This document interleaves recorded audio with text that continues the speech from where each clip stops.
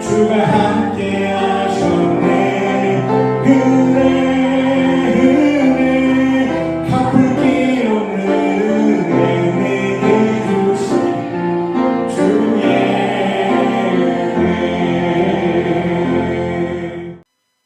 목회자 생각 208번째 2024년 우리가 속한 총회를 다녀온 후 느낀 점. 2024년 9월 29일 109회 총회가 울산 우정교회에서 열렸습니다.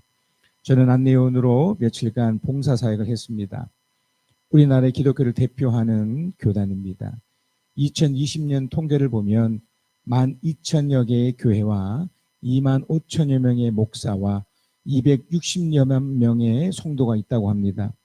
코로나 사태를 지나고 30% 정도 인원이 빠져나갔다고 합니다. 코로나 사태를 기점으로 100명 이하의 교회는 급격하게 줄어들면서 여러 교회들과 합쳐지거나 대형 교회로 몰리고 있답니다. 목사가 되겠다고 종신대학교 신학대학원에 지원하는 사람들도 코로나 사태를 기점으로 급격하게 줄고 있습니다. 교회 현실적인 상황은 좋지 않습니다. 그래서 총회의 리더들은 이런 상황을 잘 반영해서 적절한 대안들을 제시해 주어야 합니다. 이번 총회에서 결정된 것 중에 뜨거운 감자처럼 되었던 것들을 보겠습니다. 하나는 여성 사역자들의 설교권입니다. 우리 총회는 아직까지 여성 사역자들이 목사가 될 수 없습니다. 이미 통합 측이나 기장 측 교회에서는 여성 목사님들이 많습니다. 목사가 된다는 것은 설교권과 치리권을 교회라는 모임에서 집행하는 권한을 얻습니다. 그런데 이번 총회에서는 치리권이나 안수권은 허락하지 않았지만 109년 역사상 처음으로 여성 사역자에게 강단에서 설교할 수 있는 권한을 교회법으로 정해진 것입니다. 교회 모임에서 설교를 할 수 있는 사람은 목사의 고유 권한인데 그 권한이 여성 사역자들에게는 없었습니다. 그런데 이번 총회에 여성 사역자들에게 강도사 고시를 남자 사역자들과 함께 보게 하고 통과되면 설교권을 주는 것이 결정되었습니다. 역사적인 것입니다. 지금 시대가 남녀 평등을 넘어 여성 상시대가 되고 있는데 이제 총회도 현실적인 것을 감안해서 적절한 대안을 제시한 것입니다. 저는 긍정적으로 봅니다. 이미 많은 여성 사역자들이 전도사라는 민명하에 담임 목사의 그늘에서 강단에서 설교 한번 해보지 못하고 신방 전도사나 전도 특공대의 일원으로 그칩니다. 나이가 많고 오래된 분들이라도 그 이상이 없습니다. 이번 총회 결정으로 여성 사역자들이 다른 교단으로 옮기지 않고 맡은 사역을 최선으로 임해서 남자 사역자들이 할 수 없는 많은 사역을 감당할 것이라고 예상합니다. 가장 뜨거운 이슈는 목사의 은퇴 기준입니다. 목사도 직업이기에 교회라는 특수한 모임을 운영하면서 일정한 나이가 되면 물러나야 합니다. 그 시무연한을 70세로 교회법으로 정해두었는데 이것을 연장해야 한다는 것입니다. 연장의 논리는 이렇습니다. 정년 문제는 성경이나 교리 문제가 아니라 각 교회의 노예가 처한 현실이다. 개척교회 상황에서는 목사가 물러나면 살 길이 없고 노예가 책임을 져주지 않는다. 이런 교회가 우리 교단의 주를 이룬다. 농어촌 교회는 더 말할 것이 없다. 다른 교단의 경우는 목사 은퇴 기준의 나이가 80세로 정한 곳도 있습니다. 그리고 많은 목사들이 이런 연유로 우리 교단을 탈퇴하고 다른 교단을 옮기거나 연령 제한 때문에 많은 문제도 발생하고 있습니다. 그러나 저는 지금 은퇴 기준인 70세도 많다고 생각합니다. 교회 모임은 심각한 위기를 맞고 있는데 목사의 은퇴를 운운하는 것이 이상할 뿐입니다. 교회 모임이 없다면 목사도 없는 것이기 때문에 보다 현실적인 대안을 찾아야 합니다. 은퇴 기준의 나이가 된 목사님들이 은퇴 기준의 나이가 된 목사들이 걱정 때문에 뜨거운 이슈가 되었지만 교회 존재 이유가 무너지는 상황에 목회를 오래 하면 어떨 것이며 중간에 그만두어도 어떻게 하겠습니까? 저는 분명하게 말합니다. 교회 성도들이 더 이상 교회를 찾지 않고 그분들의 헌금이 더 이상 하지 않는다면 그 어떤 시기라도 교회 모임은 사라집니다. 하지만 한 번의 성도라도 교회를 찾고 작지만 흘러보내기가 있다면 교회 사역은 진행될 것입니다. 그래서 저는 이전 목사님들이 함부로 진행했던 교회 빚의 70% 이상을 갚고 그때 남겨진 사람들의 숫자가 충분하고 헌금이 꾸준하다면 다음 목사에게 이행하며 은퇴할 것입니다. 인생 후반전을 살아갈 것입니다. 저에게 목회는 일터임의 모든 것이 됩니다. 더욱 최선으로 임할 것이고 은퇴한 날을 기대하면서 멋진 목사로 늙어갈 것입니다. 저뿐 아니라 우리 모두 울산 대전교회를 사랑하며 축복과 기적과 은혜의 공간으로 만듭시다. 신명기 22장 13절에서 15절 또 20절에서 24절입니다. 어떤 남자가 여자를 아내로 맞아 동침한 뒤에 그 여자가 미워져서 이 여자를 아내로 맞아 가까이 하여 보았더니 처녀가 아니었다 하고 비방하며 누명을 씌워 소문을 퍼뜨린 때에 그 여자의 부모는 그 여자가 처녀임을 증명하는 증거물을 가지고 성문 위에 회관에 있는 그 성읍의 장로들에게 가십시오. 그의 주장이 참되어서 그 여자가 처녀임이 증명되지 않거든 그 여자를 그 아버지 집 문 앞에 끌어내고 그 성읍의 사람들은 그 여자를 돌로 쳐서 죽이십시오. 그 여자가 자기 아버지 집에 있을 때에 음행을 하여 이스라엘 안에서 수치스러운 일을 하였기 때문입니다. 그러므로 당신들은 당신들 가운데서 이런 악의 뿌리를 뽑아야 합니다. 어떤 남자가 남의 아내와 정을 통하다가 들키는 정을 통한 남자와 여자를 다 죽여서 이스라엘에서 이런 악을 뿌리를 뽑아야 합니다. 한 남자와 약혼한 처녀를 다른 남자가 성 안에서 만나서 정을 통하였을 경우에 두 사람을 다 성문 밖으로 끌어다가 놓고 돌로 쳐서 죽여야 합니다. 그 처녀는 성 안에 있으면서도 소리를 지르지 않았기 때문이요. 그 남자는 이웃의 아내를 범했기 때문입니다. 그리하여 당신들은 당신들 가운데서 이런 악의 뿌리를 뽑아야 합니다. 여러분 오늘 본문의 이야기를 읽으셨지만 조금 이렇게 치부시 될 수 있는 그런 좀 은밀한 내용의 그 이야기들입니다. 그런데 어찌됐든 성경에서 이런 것들이 이렇게 부각된 것은 단순히 어떤 남녀 간의 어떤 관계를 말하고 싶은 것이 아니고 여기에 담겨 있는 신앙의 어떠함을 지금 이야기하고 있는 거예요. 저번 주 또 저저번 주에 이어서 저는 일상적인 삶 현장 또 아주 애매한 상황 속에서 펼쳐졌을 때 신앙이 어떻게 그것에 대처하고 어떻게 해야 되는지를 나누었었는데 그래서 오늘 이 본문 이야기는 어떤 남녀 간의 관계라든지 어떤 결혼 뭐 이런 이야기가 아니고 또 거기서 나타난 어떤 불미스러운 어떤 그런 이야기를 하는 것이 아니고 그 속에 담겨 있는 신앙인의 모습이 어떻게 돼야 되는지를 말하고 있습니다. 그래서 여기서 보면 신앙적 순결이라는 말을 제가 쓴 겁니다. 그러니까 순결이라는 말이 굉장히 막 멋지고 좋은 말 같지만 여기 이제 신앙이 또 들어갔기 때문에 그러니까 여기 이제 오해가 있을 수 있죠. 그러니까 신앙적 순결이라고 했으니 더 막 굉장히 금욕적이고 또 뭐 그런 것이라고 이렇게 생각할 수 있는데 전혀 그런 게 아닙니다. 우리는 이미 타락한 본성이 있고 우리가 가지고 있는 한계와 부족이 있기 때문에 우리가 매주 이렇게 설교를 듣고 삶의 현장 속에 나간다 하더라도 이 세상의 이런 강력한 이 도전과 유혹 앞에서 늘 넘어지기 쉽고 또 쉽게 무너질 수 있는 게 우리의 모습입니다. 자, 그렇기 때문에 이 내용을 어떤 윤리 도덕적으로만 보지 마시고 여러분이 잘 찾아내셔서 신앙적인 마음과 행동이 무엇이어야 되는지를 보려고 합니다. 자, 먼저는요, 여러분 오늘 본문에 나타나는 첫 번째의 내용인데 신명기 22장 13절 14절입니다. 우리가 읽은 그 내용인데 어떤 남자가 여자를 아내로 맞아 동침한 뒤에 이건 이제 부부적 관계를 말해요. 근데 그 여자가 미워져서 그냥 툭 읽지 마시고 한번 쭉 좀 생각해 보면 분명히 이제 부부적 관계가 됐는데, 이건 지금 지금 시대로 이렇게 연결하면 여자뿐만 아니라 남자도 마찬가지예요. 남자도 여자가 또 남자도. 미워집니다, 미워. 그러니까 결혼해서 끝난 게 아니잖아요.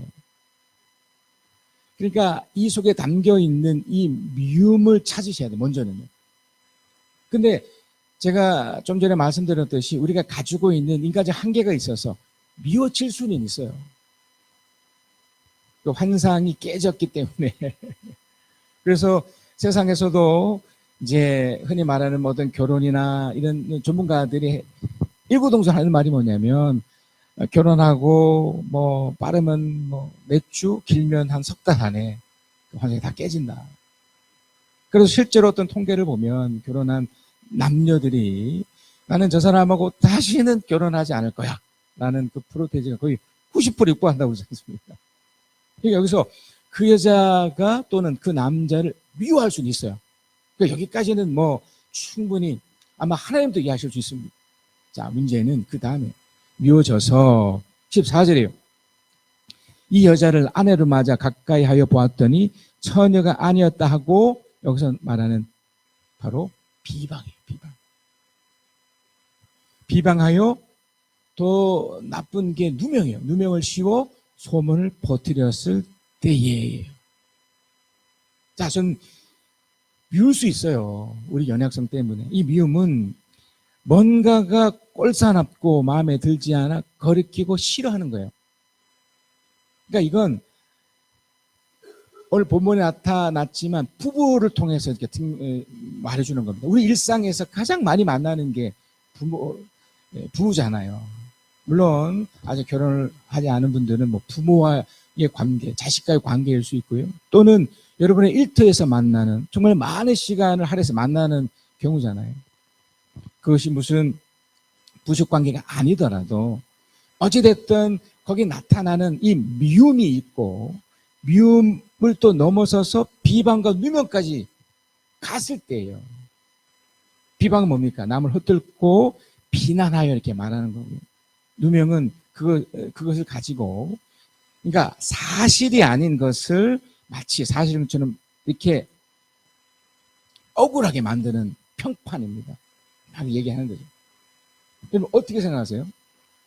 지금 이 부적 관계 안에서도 이런 것이 있을 때 이걸 어떻게 할 것이냐죠. 그러니까 우리가 사는 일상의 삶을 한번 볼 때 그 뻔한 인생이잖아요. 뻔한 삶이지 않습니까? 일터도 마찬가지고.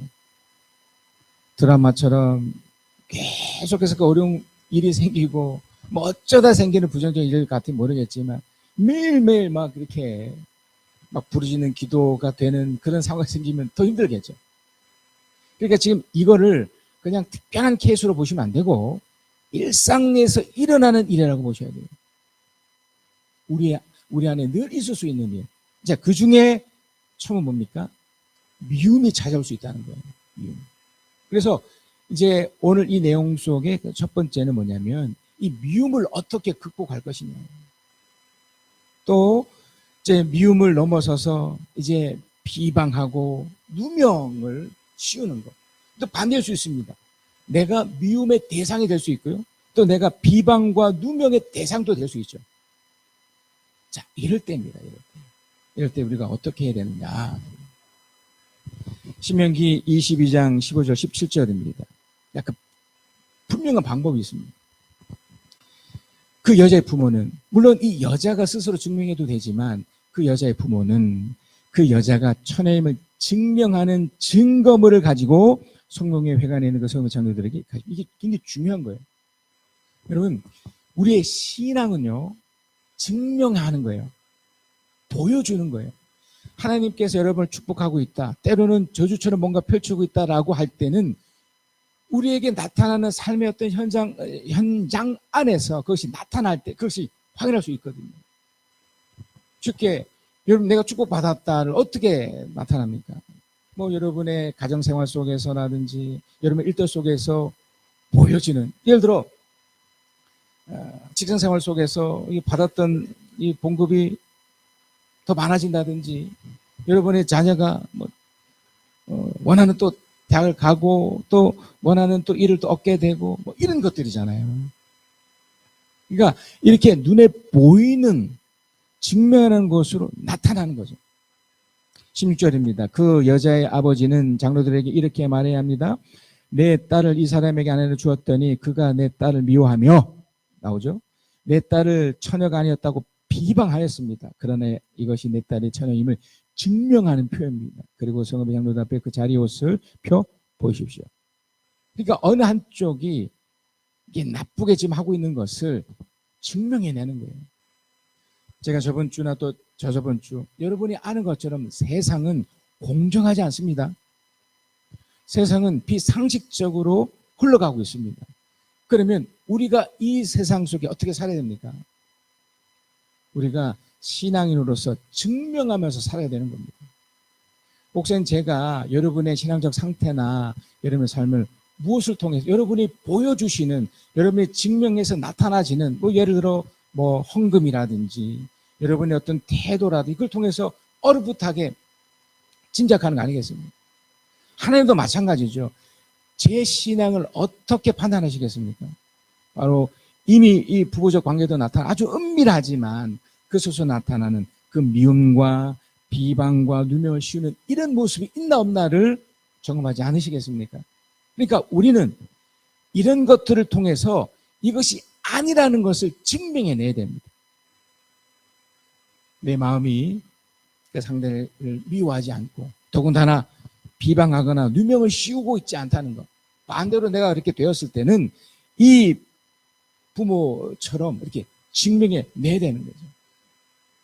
그것이 삶으로 보여주는 거예요. 그러니까 이 이제 아내인 얼마나 억울하겠습니까? 이 처녀인데 처녀가 아니라고 여기 이제 비방을 이렇게 펼치는 거잖아요. 그러면 아무리 뭐 내가 아니라고 떠들어 본들, 그러니까 보여줄 수밖에 없어요. 축복을 보여줄 수밖에 없습니다. 이번 주 주간에 주셨던 우리 바이블탐 속에 에스라가 있습니다. 에스라의 경우도 이런 일이 있는데요. 자, 지금 저는 이게 매우 은밀한 어떤 부부적 관계를 얘기하는 것 같지만 그 부부 관계 안에서도 나타나는 이런 은밀한 이런 모습이 결국 삶의 현장에 딱 연결되어 있기 때문에. 자, 에스라의 경우는 어떠했을까요? 자, 에스라서 9장 1절에서 3절입니다. 이러한 일을 마친 다음에 지도자리 나에게 와서 말했다. 지금 에스라가 성전을 이렇게 다시 재건하는 그 과정에서 이제 어떤 현장을 본 거예요. 물론 이제 부부를 대표해서 이렇게 보았지만 한 20여 년 동안 이제 성전을 짓다가 중단된 상태에서 삶의 현장 속에 나타난 사람들 보니 이게 기가 막히는 지금 그 부분이 나옵니다. 이스라엘 백성은 제사장이나 레위 사람들마저도 이방 백성들 관계를 끊지 않고 가나안 사람과 헷 사람과 브리스 사람과 여부스 사람과 암몬 사람과 모압 사람과 입스 사람과 아모리 사람이 하는 역겨운 일을 따라서 합니다. 여기서 중요한 게 바로 역겨운 일이에요. 수요 기도회 때도 이 부분을 말씀드렸지만, 그러니까 그들과 결혼하는 그 자체가 나쁘다 한 게 아니에요. 그러니까 미움이 있을 수 있다니까요. 근데 이제 신앙을 가졌는데 그들이 이것에 영향을 받은 거예요. 영향을 주지 못할 망정. 그러니까 증명해내야 되는데 증명하지 못하고 오히려 그 속에 들어가서 역겨운 삶을 살아버린 거예요. 역겨운 삶. 계속해서 씁니다. 이방 사람의 딸을 아내로 또는 며느리로 맞아 들였으므로 주변의 여러 족속의 피가 거룩한 핏줄에 섞여갑니다. 그러니까 이게 만나서 결혼해서 살 수 있는데 이게 섞여버려가지고 정체성을 잃어버린 거예요. 지도자와 관리자들은 오히려 이러한 일에 앞장을 섭니다. 그래서 에스라가 제가 좀 전에 말씀드렸던 것처럼 기가 막히게 하거든요. 3절, 이 말을 들은 나는 너무나 기가 막혀서 겉옷과 속을 찢고 머리카락과 수염을 뜯으면서 주저앉았다. 자, 지금 저는 여러분에게 어떻게 보면 도전적인 지금 이야기를 하고 있는 거예요. 여러분 중에 믿지 않는, 그러니까 하나님을 모르는, 신앙생활 하지 못하는 사람과 만났을 때, 또는 그런 자녀가 있거나 또 내가 그랬을 때 어떻게 하면 됩니까? 저 사람은 신앙이 없고 저 사람은 교회를 다니지 않으니 저 사람은 나를 안 맞아. 이렇게 접근하시겠습니까? 만약에 이 논리가 맞으려면요. 여기 이제 그 다음에 또 부분도 있지만 신천지를 이해하시면 돼요. 신천지. 신천지는 자기들 많이 믿는, 그러니까 신천지를 믿는 사람만 진짜라고 보거든요. 그래서 이제 가정을 내가 이뤘습니다. 이뤘는데 이제 남편이 신천지 들어오지 않아요. 그러면 이혼해요. 이혼하고 버리고요. 그리고 신천지 안에 신천지 믿는 사람과 또 다시 결혼. 여러분 이거 어떻게 생각하세요? 만약에 우리가 생각하는 이런 식의 결혼, 이런 식의 또 생각이면 두 가지를 놓치는 거죠. 하나는 하나님의 의도안을 놓치는 거예요. 지금 오늘 이 이야기도 그걸 놓치게 만들 수 있어요. 마치 이 사람과 저 사람. 결혼은 뭐냐면 삶인 거예요, 삶. 그 사람이 어떻게 살고 있느냐로 평가돼야 되는 거예요. 이 사람이 정말 하나님을 믿고 신앙생활을 하면서도 바른 공정하고 상식적인 삶을 살고 있으면 괜찮은 거예요. 그러나 신앙이 있으면 뭐합니까? 여전히 악한 말 하고 함부로 하고 가장 일체적인 그런 행동을 하지 않는다면 그건 거부해야 되는 거예요. 신앙생활을 그러니까 신앙이라고 할 수 없는 거죠. 그래서 이 에스라가 옷을 찢고 그랬던 겁니다. 에스라서 9장 14절에도 이런 표현이 있습니다. 그러므로 다시는 주님의 계명을 어기지 않아야 합니다. 이 부분이죠. 계명을 어긴다는 것이 어떤 단순한 기계적으로 그걸 지킨다는 것이 아니라 그것이 삶 속에서 영향을 줘야 돼요. 저는 몇 가지 충격적인 걸 봤는데요. 제가 아는 어떤 분은 이제 집사라고 하면서 오랫동안 어머니랑 같이 살면서 정말 잘해요. 그러다가 이렇게 막 화가 나고 그러면 함께 사는 어머니, 그 노년의 어머니에게 막 욕하고, 그러니까 이게 한 번, 두 번이면 뭐 그러네 하겠지만 늘 그런 거예요. 본인이 몸이 불편하다는 이유로 본인이 어떤 좀 연약한 부분이 있다고 해서 이건 그러면 그 신앙이 가짜이든지 이 사람이 가짜예요. 절대 그럴 수 없어요. 이게 바로 역겨운 모습인 거예요. 하나님의 계명을 지키는 사람들은 반드시 삶이 바를 수밖에 없어요. 윤리 도덕적인 것까지 들지 않더라도 최소한의 그 신앙적 양심이 있기 때문에 그렇게 하면 안 되는 거거든요. 주님의 계명을 어기지 않아야 하는 거예요. 역겨운 일을 저지르는 이방 백성들과 결혼도 하지 않아야 됩니다. 이거 중요합니다. 이방 백성과 결혼을 하지 못하는 그 전제가 역겨운 일을 저지르게 하는 사람이에요. 그래서 여러분이 만약에 자녀를 결혼시킬 때 그 사람의 신앙 여부를 따지기 전에 그 사람의 됨됨이를 보셔야 돼요. 정말 그 마음이 진심이 있고 따뜻한지 정직한지 가장 일상적인 그 상식적인 그 부분을 점검하셔야지. 신앙으로 인해 그렇게 변하면 또 괜찮지만 신앙 있다고 하고서 여전히 못된 짓 하고 그러는데 그걸 어떻게 술 먹고 담배 필 수 있습니까? 그것이 신앙으로 인해서 긍정적으로 바뀌어서 술도 끊고 담배도 안 피도록 그렇게 노력하는 모습 보이면 또 모르겠어요. 그러나 여전히 신앙하면서 매 회개기도 하고 매 그러면서 여전히 역겨운 일에 있는데 그걸 어떻게 신앙생활을 하고 있다가 말 수. 그래서 결혼시키면 안 해야 되는 것까지 간 것입니다. 이제 주님께서 분노하셔서 한 명도 남기지 않고 없애버리신다고 해도 될 말씀이 없습니다. 이게 성경의 원리예요. 그러니까 우리가 지금 신앙적 순결의 그 첫 번째는 바로 이 공정과 상식적인 행동입니다.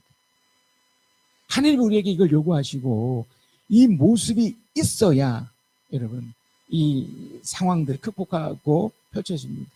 그러니까 여러분 스스로를 잘 점검하셔야 돼요. 내가 오랫동안 교회를 다니고 있으면서 여전히 불평하고 있고 여전히 불만 갖고 있고 겉으로는 뭐 기쁘다 어쩌다 뭐 기도 뭐 아니야도 어쩌다 하면서 삶의 현장과 그 모습 속에서 여전한 그런 부정의 모습이 있다면 조심하셔야 되는 거죠. 느헤미야 경우는 더 분명합니다. 느헤미야 13장 23절 27절입니다. 그냥 쭉 제가 읽어드릴 테니까 한번 따라 보세요. 그때에 내가 또 보니 유다 남자들이 아스돗과 암몬과 모압의 여자들을 데려와서 아내로 삼았는데 이럴 수 있다고요. 괜찮다고요. 근데 이제 문제가 뭐냐면 그들 사이에 태어난 아이들의 절반이 아수돈 말이나 다른 나라 말은 하면서도 유다 말은 못하였다요. 그러니까 섞여버린 거예요. 그러니까 모압 사람하고 결혼했기 때문이 아니라 유다 말을 못한 거예요. 만약에 모압 사람 자체를 만약에 거부했다면 그러면 그 롯기, 그 롯의 경우는 어떻게 설명하겠습니까? 롯이 그 모압 사람이었거든요. 그 어려운 상황 속에서도 그 나오미의 그 신앙을 본받아서 정말 괜찮은 사람으로 바뀌거든요. 그러니까 여러분 명심하셔야 됩니다. 항상 그 사람의 됨됨이 삶의 모습으로 평가하셔야 돼요. 그 사람의 위치나 그 사람의 모습으로 그는 보시면 안 됩니다. 목사님 저도 여러분이 저를 평가할 때 저의 삶을 평가하셔야지 목사 그 자체를 평가하면 안 돼요. 25절 나는 그 아버지를 나무라고 저주받을 것이라고 하면서 야단도 치고 그다음 몇몇을 때리기도 하였으며 머리털을 뽑기도 하였다. 이게 잘못됐으니까요. 그런 다음에 하나님을 두고서 맹세하게 하였다.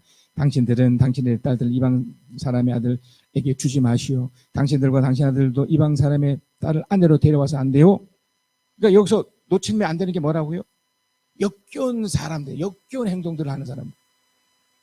그게 모압 사람일지라도 만약에 괜찮으면 괜찮은 거예요. 그러나 역겨운 사람들. 이스라엘 왕 솔로몬이 죄를 지은 것도 바로 이방 여자와 결혼한 일이 아니에요. 그러니까 결혼 그 자체 때문에 아니에요. 이방 그 여인이 악한 거예요. 그 이방친을 가져다가 남편을 통해 죄 짓게 만드는 거예요. 그러니까 여러분이 여러분의 남편을 또 여러분의 아내를 여러분의 자녀를 여러분 일터 속에서 좋은 영향을 주는 사람이 되어야죠. 근데 이 솔로몬의 아내들은 그렇게 하지 않았습니다. 이제 당신들이 이방 여자들을 아내로 데려와서 이렇게 큰 잘못을 저지르며 하나님을 교육하고 있는데 우리가 어찌 보고만 있을 수 있어. 그래서 여러분 신앙의 진정성을 봐야지 그 겉으로 드러나는 것에 속으시면 안 돼요.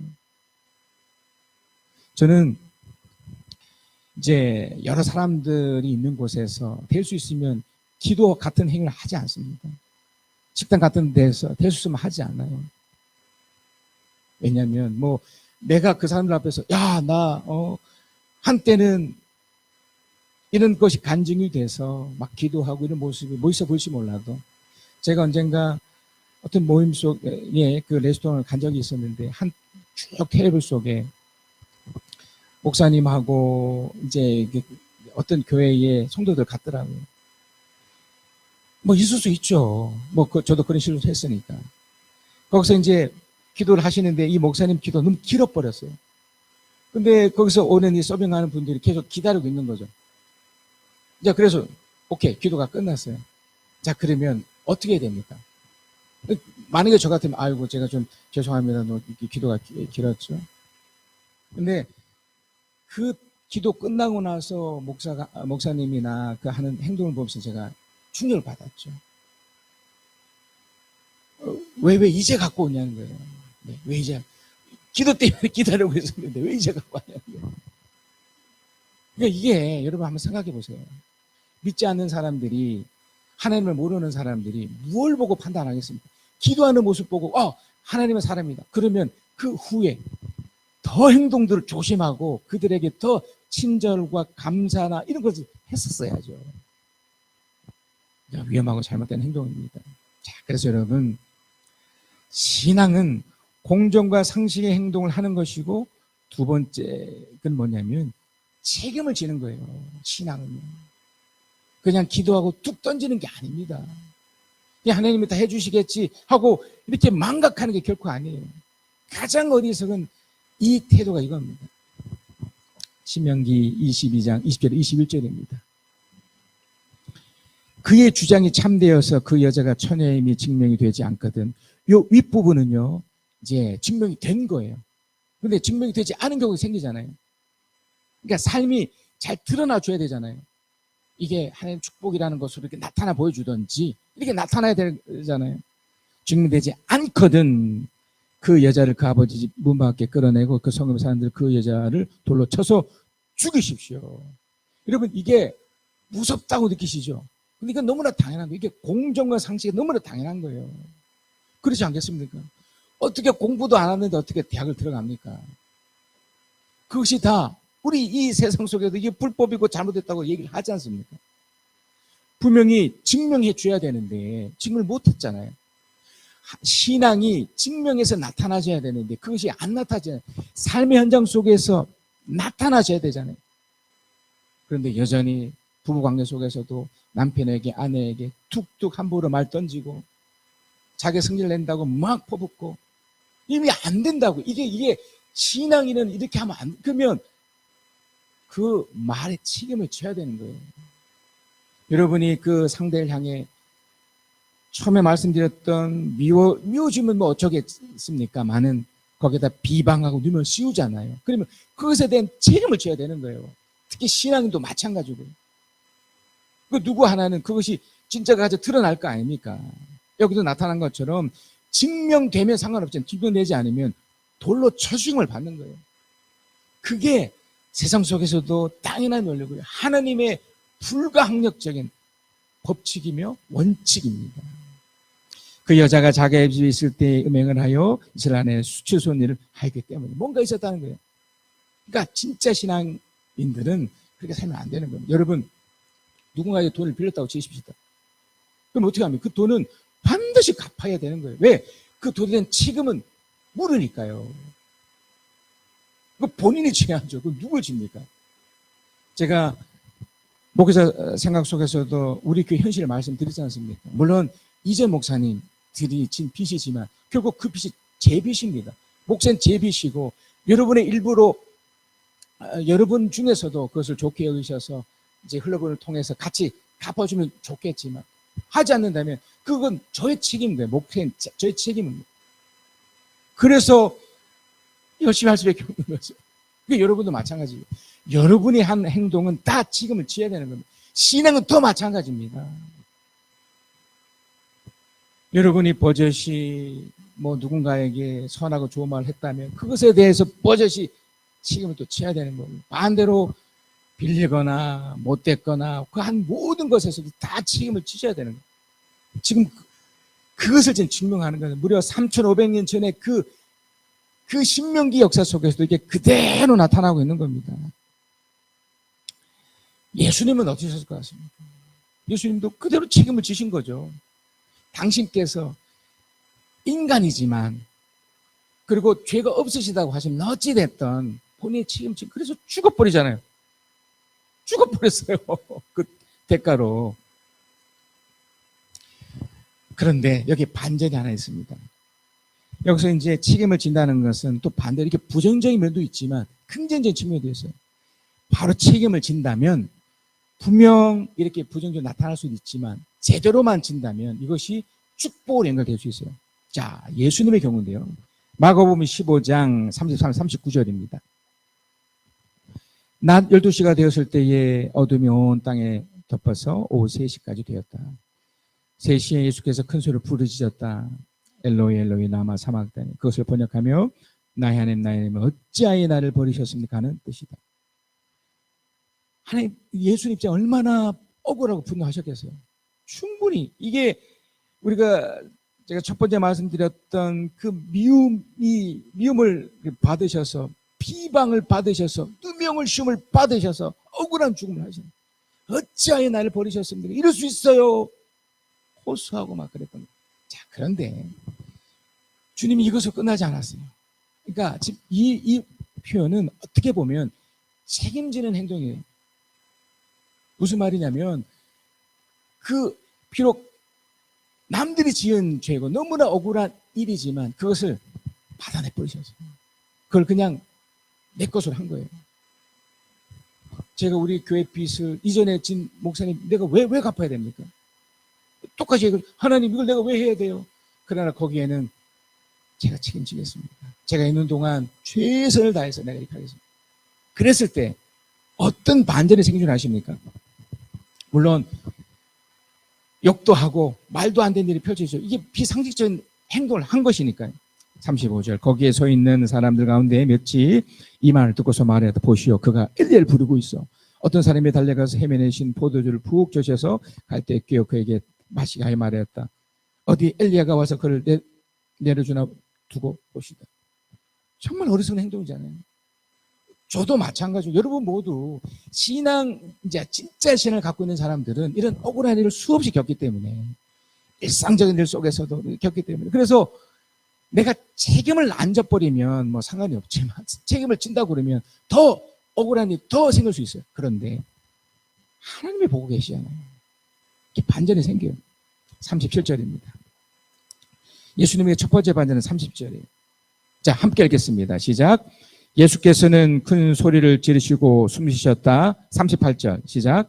그때의 성전 휘장이 위에서 아래까지 두 폭으로 찢으셨다. 하나님은 아시는 거예요. 여러분, 왜 흘러보내기를 하십니까?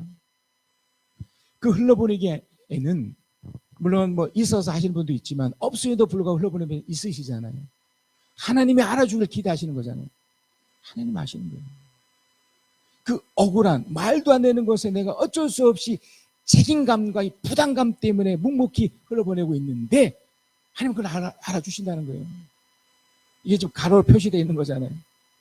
그러니까 이게 후대에 이렇게 삽입된 내용이에요. 주님 죽었으로 끝난 줄 알았는데 당시에 그 헤롯이 다시 이제 재건한 그 성전의 지성소가 열려버린 거예요. 휘장이 확 찢어진 거예요. 두 폭으로 확 찢어진 거예요. 그러니까 하나님은 만족하신 거예요. 세상 사람은 모르고 나는 은밀히 했고 너무나 억울해서 정말 하나님께만 호소했고 작지만 이렇게 주님께만 이렇게 흘러보냈는데 하나님 기억하셔서 그걸 해주신 겁니다. 그러면서 결정적인 두 가지가 뭐냐면, 두 번째가 뭐냐면 39절이에요. 39절 한번 읽겠습니다. 시작. 예수를 마주보고 있는 백부장이 예수께서 이와 같이 숨을 거두시는 것을 보고서 말하였다. 참으로 이분은 하나님의 아들이셨다. 가장 지금 결의에서 보았던 이 백부장이 인정한 거예요.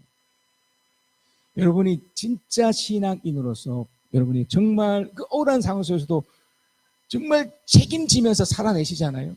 그러면 이렇게 돼요. 누군가 하나님만 인정뿐만 아니라 가장 지금 거리에서 여러분 인정하게 되어 있어요. 그래서 저는 뭐 여러분도 그러시겠지만 지금도 훌륭히 잘 살아내지만 저의 마지막을 위해서도 기도하면서 마지막을 이렇게 주님이 데려가시 그 전날까지 이렇게 정말 주님처럼 멋지게 정말 살고 싶습니다. 마지막 남겨진 그 사람이 나를 인정해 주기까지 제가 하나님 책임을 지며 묵묵히 이 땅을 살아가겠습니다. 너무나 멋진 기도가 아니겠습니까? 그래서 결론입니다. 결과가 드러나는 삶이에요. 신명기 22장 24절입니다. 어떤 남자가 남의 아내와 정을 통하다가 들켰을 때에는 다 드러나요. 그러니까 결과가 드러나요.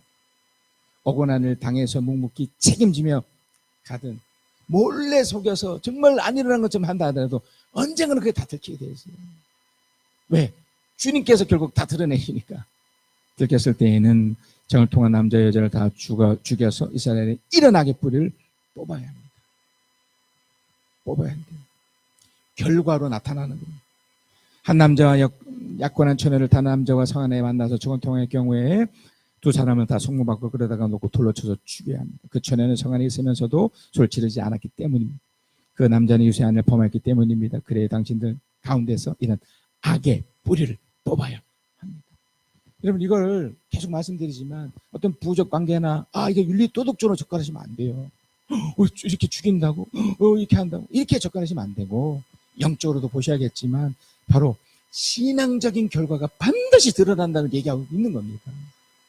여러분이 이런 끔찍한 상황 속에서도 묵묵히 이런 평범한 일상 속에서도 묵묵히 그 신앙을 책임지며 묵묵히 살아내고 계신다면 그래서 따뜻하고 주님의 그 성령의 아홉 가지 열매처럼 나타나는 모습을 살고 있다면 그래서 이런 악의 뿌리를 이렇게 뽑히고 간다면 한쪽은 그 죄의 대가를 받겠지만 그 반대는 어떻게 됩니까? 우리 주님이 부활한 것처럼 놀라운 축복이 연속해서 이어질 뿐만 아니라 삶의 현장 속에 그 자녀까지도 흘러보내겠다는 것이 하나님의 뜻입니다. 이런 결론이 가능합니다. 어떤 상황에서든 가정에서나 일터에서 그리고 하나님의 사람들에게 하나님에 대한 대가가 반드시 있기에 공정하고 상식적인 마음과 행동을 합시다. 욕망 길을 가하여 방황하는 사람아, 세상 쾌락 따라 사는 그 생명을 어리해. 천하 없고 생명이여 유익하니 무언가. 세상 권세 헛되도다 어서 주께 나오라.